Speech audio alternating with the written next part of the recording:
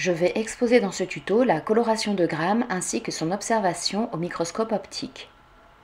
La coloration de Gram est réalisée sur un prélèvement pathologique afin de mettre en évidence la bactérie responsable d'une infection. En particulier, cette coloration sera faite s'il y a prescription d'un examen cytobactériologique, d'une urine, d'une expectoration.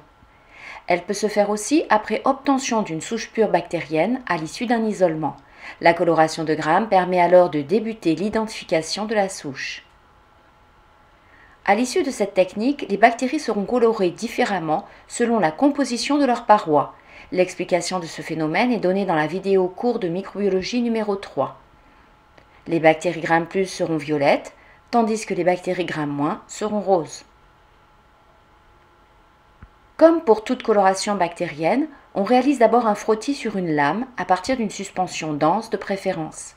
Après séchage et fixation à la flamme, on applique successivement le violet de gentiane, qui est un colorant violet, pendant 30 secondes à 1 minute, le Lugol, qui est un mordant, pendant 30 secondes à 1 minute également, l'alcool industriel ou un mélange alcool-acétone, qui est le différenciateur, pendant 10 secondes à 30 secondes, et enfin la fuchsine ou safranine, qui est un contre-colorant rose, pendant 30 secondes à 1 minute.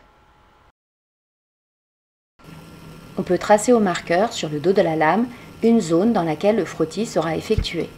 Je stérilise l'euse, comme mentionné dans le tuto 1.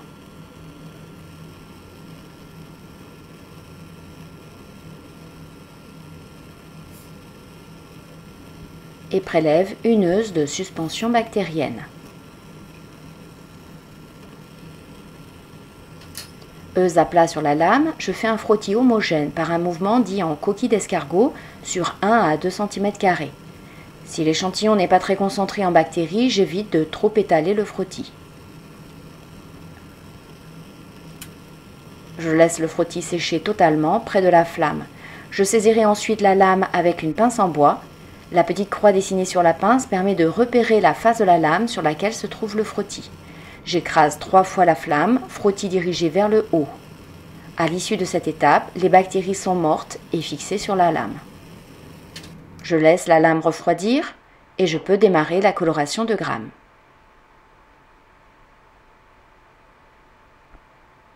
Je plonge la lame dans le violet et compte environ 30 secondes. Je rince à l'eau courante les 2 faces de la lame, puis l'égoutte.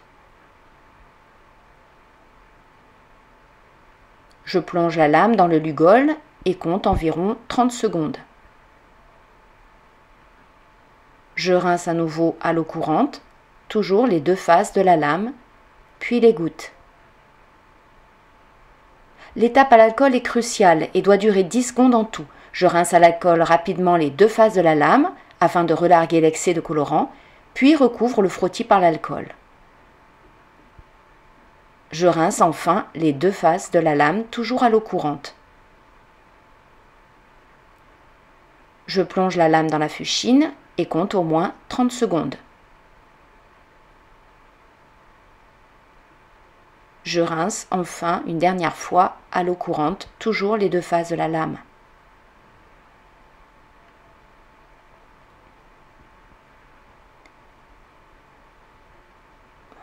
J'essuie le dos du frottis sur le papier et je peux éponger délicatement le frottis. Je dépose une goutte d'huile à immersion sur le frottis.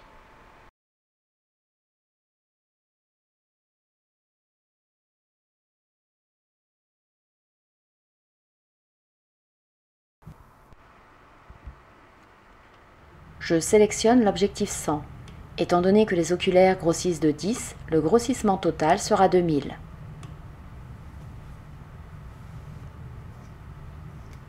Je remonte complètement le condenseur et ouvre le diaphragme afin d'avoir un champ bien éclairé. Je place la lame sur la platine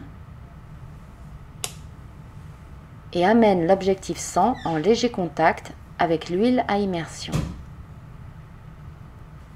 Je centre le frottis sous l'objectif en étalant un peu l'huile à immersion.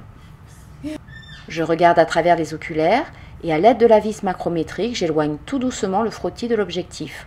En même temps, j'actionne la vis de déplacement de la platine par un petit va-et-vient. Dès que je vois la lame bouger, je sais que la mise au point est proche. J'utilise alors la vis micrométrique pour faire la netteté. Attention, si la mise au point est dépassée, je quitte les oculaires et reprends les étapes à 0. Ici, j'observe des coques violets, donc gramme plus, ainsi que des bacilles roses, donc gramme moins. Quand j'ai fini d'observer, j'éteins la lumière, descends la platine avec la vis macrométrique, j'enlève la lame et la jette dans une poubelle d'asserie.